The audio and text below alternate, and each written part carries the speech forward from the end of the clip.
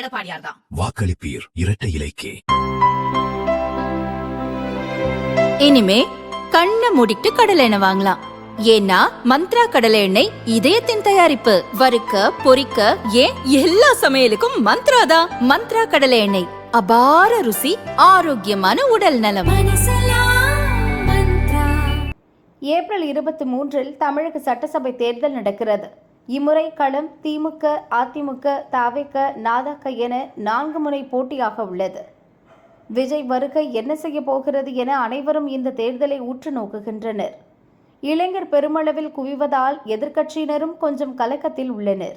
இந்த சூழலில் தவிகவுக்கு ஓட்டு போட வெளிநாடுகளில் வசிக்கும் பலர் சொந்த ஊருக்கு படையெடுத்துள்ளனர். அண்ணா இது உனக்காக என டிக்கெட்டை காட்டி சமூக வலைதளங்களில் பதிவிட்டு வருகின்றனர்.